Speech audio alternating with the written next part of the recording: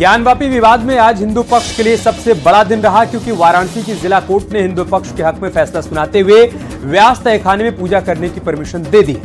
Court ने जिला प्रशासन को बैरिकेडिंग में 7 दिन के अंदर व्यवस्था कराने का आदेश दिया। इसी पर आपको दिखाते हैं एक रिपोर्ट। लेकिन सबसे पहले आपको ये बता देते हैं कि ज्ञानवापी केस में अब तक क्या क्या हुआ है। दरअसल 1991 में पहली बार पूजा की इजाजत मांगी गई थी और 1993 में इलाहाबाद हाईकोर्ट ने यथास्थिति बरकरार रखी। 2018 में सुप्रीम कोर्ट ने स्टे ऑर्डर की वैधता 6 महीने बढ़ा दी थी बताई थी और 2019 में वाराणसी कोर्ट में फिर से सुनवाई शुरू। 2023 में वजूखाने को छोड़कर परिसर के सर्वे का आदेश दिया गया और 18 दिसंबर 2023 को एएसआई ने सर्वे रिपोर्ट कोर्ट को सौंप दी। फिर 24 जनवरी को कोर्ट से इजाजत के बाद सर्वे रिपोर्ट सार्वजनिक की गई और आज यानी कि 31 जनवरी को व्यास तहखाने में पूजा का अधिकार हिंदू पक्ष को दिया जा चुका है, जो ज्ञानवापी की लड़ाई में पहली और बड़ी जीत मानी जा रही है हिंदू पक्षों के लिए। और इसी पर आपको एक रिपोर्ट भी दिखाते हैं।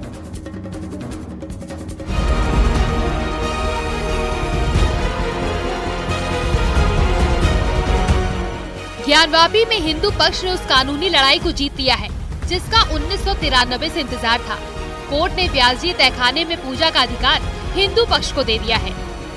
इस संबंध में कोर्ट ने अपना फाइनल फैसला सुना दिया है।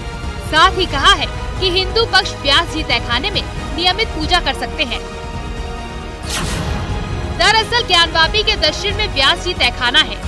1993 से व्यासजी तहखाने में पूजा बंद थी। हिंदू पक्ष को अब कोर्ट से पूजा का अधिकार मिल चुका है। कोर्ट का फैसला आते ही हिंदू पक्ष ने कहा कि काशी अब बम बम बोल रहा है। वहीं हिंदू पक्ष के वकील विष्णु शंकर जैन ने कहा कि ये हमारी सबसे बड़ी जीत है। मुस्लिम पक्ष के दावे को कोर्ट ने नकार दिया है।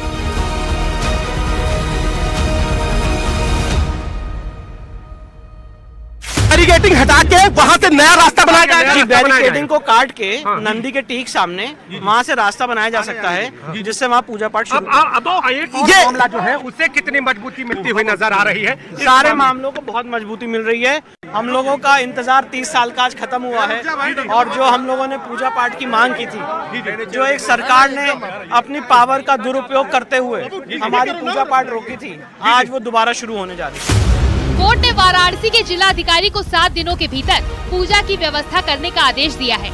दरअसल साल 1992 तक व्यासजी तहखाने में नियमित तौर पर पूजा होती थी। फिर 6 दिसंबर 1992 को हुए बाबरी विध्वंस के बाद व्यासजी तहखाने में नियमित पूजा को बंद करने का आदेश दिया गया था।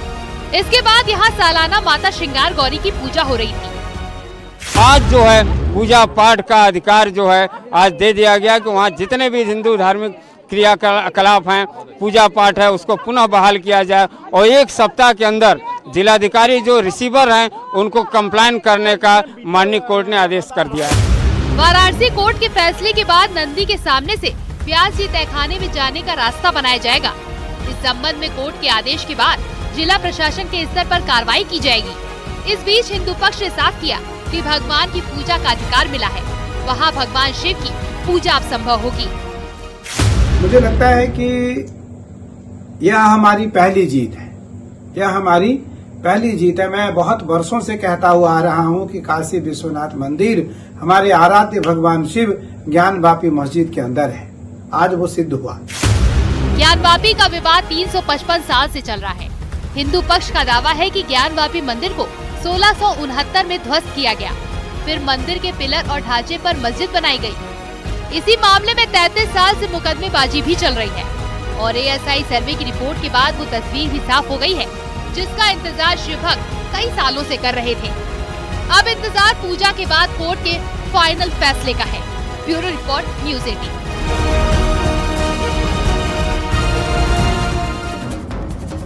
पीएम मोदी ने 2024 का एजेंडा सेट कर दिया है। संसद के बाहर अपने संबोधन में पीएम मोदी ने वो संदेश दिया जिससे 2024 का चुनाव पूरी तरह से राममय होने वाला है।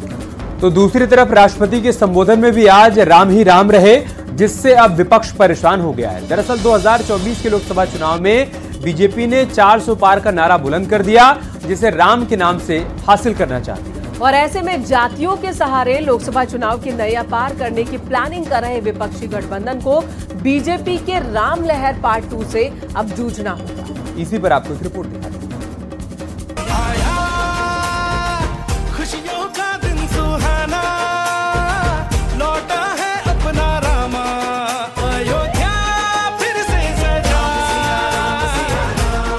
प्रधानमंत्री मोदी ने 2024 के चुनाव का एजेंडा सेट कर दिया है। संसद से पीएम मोदी ने बता दिया, इस बार अगर चुनावी मुद्दा है तो वो है राम मंदिर, और इसके संकेत उन्होंने अपने संबोधन के शुरुआत में ही दे दिए। आप सभी को मेरा राम राम। पूर्ण बजट नई सरकार बनने के बाद आपके समक्ष लेकर के आएंगे। सदियों की प्रतीक्षा के बाद अयोध्या में रामलला अपने भव्य मंदिर में विराजमान।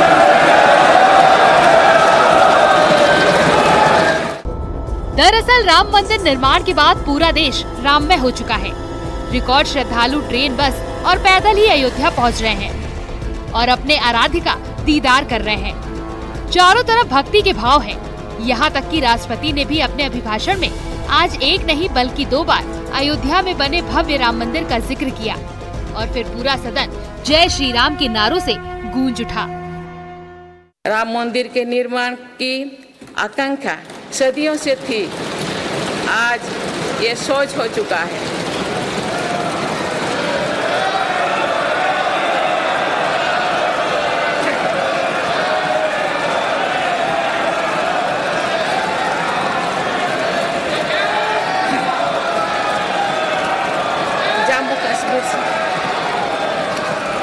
जम्मू कश्मीर से आर्टिकल 370 हटाने को लेकर शंकाएं थी, आज वो इतिहास हो चुकी है। इस वर्ष 22 जनवरी को भी देश ऐसे ही एक पड़ाव का साक्षी बना है।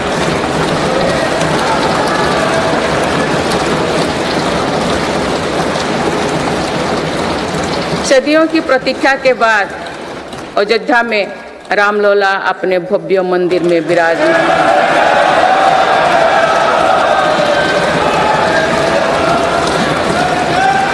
तो दूसरी तरफ संसद के बाहर पीएम मोदी ने सबको राम राम कहकर बीजेपी का एजेंडा बता दिया।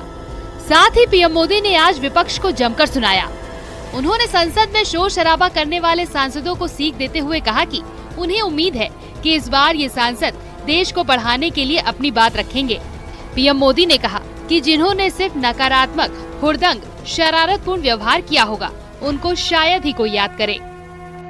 लेकिन मैं इतना जरूर कहूंगा कि जिनको आदतन हुड़दंग करने का स्वभाव बन गया है, जो आदतन लोकतांत्रिक मूल्यों का चीरहरण करते हैं, ऐसे सभी माननीय सांसद आज जब आखिरी सत्र में मिल रहे हैं तब जरूर आत्मनिरीक्षण करेंगे। हालांकि दूसरी तरफ राम मंदिर के मसले पर विपक्ष पूरी तरह से हमलावर है। विपक्ष को डर है कहीं राम मंदिर का क्रेडिट सिर्फ मोदी को न चला जाए, और इसी को लेकर अब बयानबाजी भी हो रही है। देश की जनता ने एक प्रधानमंत्री चुना, राष्ट्रपति के अभिभाषण में सरकार की मुख्य पुजारी नहीं चुना। आपको लगता है 22 जनवरी का आप बार बार जिक्र करके जो है आप जो है देश के प्रधानमंत्री को प्रधानमंत्री वाला काम ही है। ये सब काम देश के शंकराचार्यों का, धार्मिक गुरुओं का है, वो काम करना वो करना। आंखें रोने का मन करती हैं कि जिस रामलला के लिए आंखें तरस गई थी। चिंता नहीं थी इनको जब टाट में बैठे थे, चिंता नहीं थी इनको जब रामलला का कोर्ट में घसीटा जा रहा था, रोक रहे थे। मैं बधाई देती हूँ, अभिनंदन करती हूँ और लाखों कार सेवकों को श्रद्धांजलि भी अर्पित करती हूँ जिनकी प्राण आहुति उस राम जन्मभूमि में गई है। यानी 2024 का चुनाव पूरी तरह से राम मंदिर पर शिफ्ट हो चुका है, जिसका फायदा उत्तर से दक्षिण तक बीजेपी को होने वाला है, क्योंकि मोदी योगी के युग में वो सपना पूरा हुआ जिसका इंतजार राम भक्त 500 सालों से कर रहे थे। Bureau report, news 18। खुशियों का दिन सुहाना लौटा है अपना रामा, अयोध्या फिर से सजा। लोकसभा चुनाव में सीट शेयरिंग को लेकर इंडी गठबंधन में बड़ा घमासान शुरू हो गया है। कांग्रेस ने कहा है कि समाजवादी पार्टी गठबंधन धर्म का पालन नहीं कर रही है। समाजवादी पार्टी की ओर से कांग्रेस को यूपी में 11 सीट दिए जाने को लेकर कांग्रेस गुस्से में है और समाजवादी पार्टी पर हिडन एजेंडे के तहत सीट शेयरिंग का गंभीर आरोप लगा रही है। ऐसे में क्या चुनाव से पहले गठबंधन टूटने वाला है या फिर कांग्रेस और समाजवादी पार्टी में बीच का रास्ता निकलने वाला है? इसी पर आपको एक रिपोर्ट है।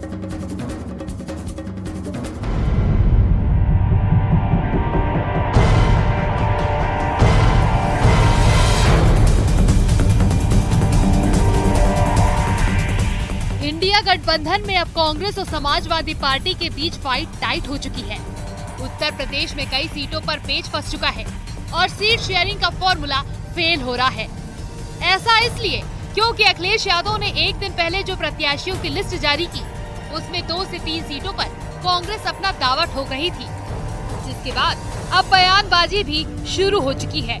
एक ही आवाज में बोले, एक तरफा नहीं हो सकता, एक तरफा घोषणा नहीं हो सकता है। हमने कोई घोषणा नहीं की है और जब घोषणा का वक्त आएगा तो तीनों साइड जो, क्योंकि इंडिया गठबंधन में 3 पार्टियां हैं, अगर हमें अलग अलग लड़ना है तो औपचारिक तौर से हमें कहना चाहिए कि हम अलग लड़ेंगे। दरअसल अखिलेश यादव कांग्रेस को सिर्फ 11 सीटें देने की बात कह रहे हैं, लेकिन कांग्रेस की डिमांड डबल है। यूपी में कांग्रेस 22 सीटों की मांग कर रही है, अखिलेश सिर्फ 11 सीट देना चाहते हैं। कांग्रेस एसपी में 13 सीटों पर डील संभव, सीट को लेकर औपचारिक ऐलान बाकी। यानी समाजवादी पार्टी पहले 2 सीटों पर कांग्रेस को समेटना चाहती थी, जो अब 11 सीटों पर पहुंच चुकी है, लेकिन कांग्रेस की डिमांड अब भी 22 सीटों की है। ऐसे में बिना कांग्रेस को बताए अखिलेश की पहली लिस्ट पर भी सवाल खड़े हो रहे हैं। ये कहना कि कुछ सीटें ऐसी थी जिसको कांग्रेस चाह रही थी, समाजवादी पार्टी से सहमत इसलिए नहीं है क्योंकि समाजवादी पार्टी ने कांग्रेस से उन प्रत्याशियों की सूची मांगी थी जो प्रत्याशी भारतीय जनता पार्टी को हरा सकते हैं। उनके बिना राय के, बिना उनके मर्जी के पहले ही सीटें तय कर दे रहे हैं, तो समाजवादी पार्टी ये वॉकओवर देने के चक्कर में है। जैसे झारखंड का जो घटनाक्रम हुआ, बिहार का जो घटनाक्रम हुआ, उससे ये भारतीय जनता पार्टी एनडीए से डर करके ये अब अलग होना चाहते हैं कांग्रेस पार्टी से। ये बात तो बिल्कुल साफ है कि समाजवादी पार्टी फिलहाल पीछे हटने को तैयार नहीं। समाजवादी पार्टी को मध्य प्रदेश का विधानसभा चुनाव भी याद है, जब कांग्रेस की तरफ से एक भी सीट नहीं दी गई थी। ऐसे में अब इंडी गठबंधन का सियासी मैच पावर पॉलिटिक्स पर फिक्स हो चुका है। Bureau report, news 18।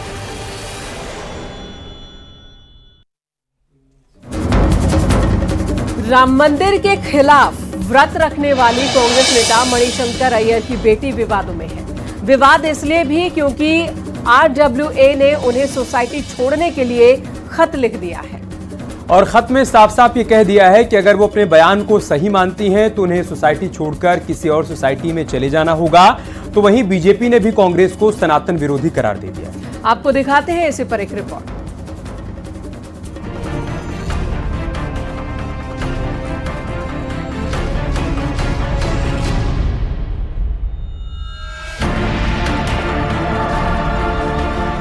राम मंदिर निर्माण के लिए न जाने कितने कार सेवकों ने बलिदान दिए, न जाने कितने राम भक्तों ने मंदिर निर्माण तक व्रत रखा। यहाँ तक कि प्राण प्रतिष्ठा के लिए पीएम मोदी ने भी 11 दिनों तक सिर्फ नारियल पानी पीकर उपवास किया। लेकिन आपको भी ये सुनकर हैरानी होगी, उसी राम मंदिर के विरोध में किसी ने व्रत रखा। सही सुना, राम मंदिर निर्माण के विरोध में व्रत रखा, वो भी 1-2 दिन नहीं बल्कि 3 दिनों तक।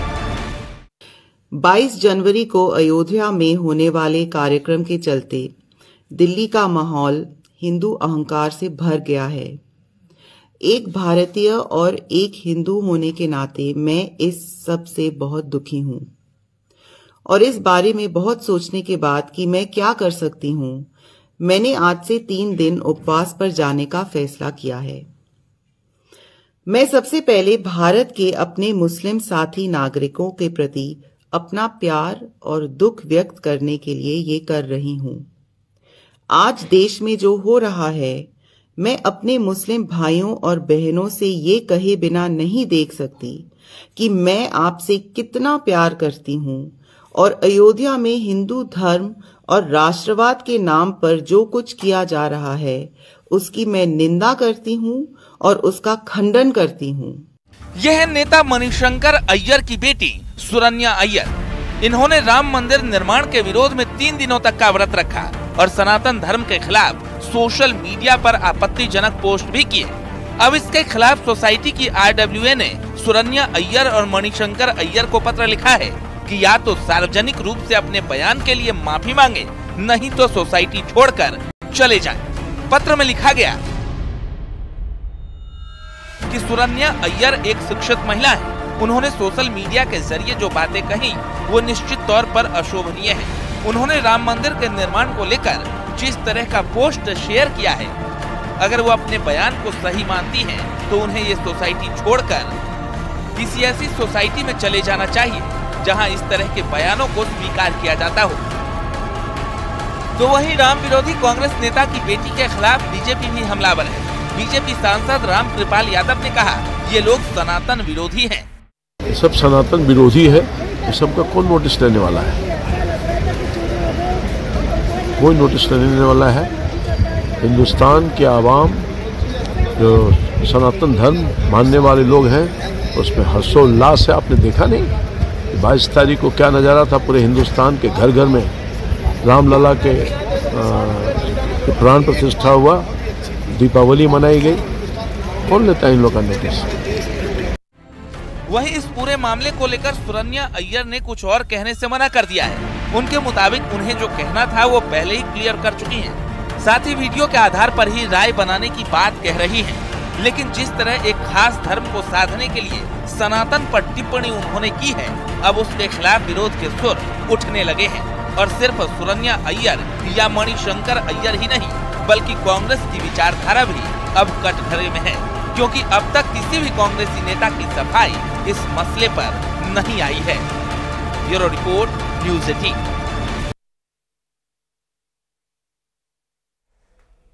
यार रुक रहे छोटे से ब्रेक के लिए। खबरों का सिलसिला ब्रेक के बाद भी जारी है।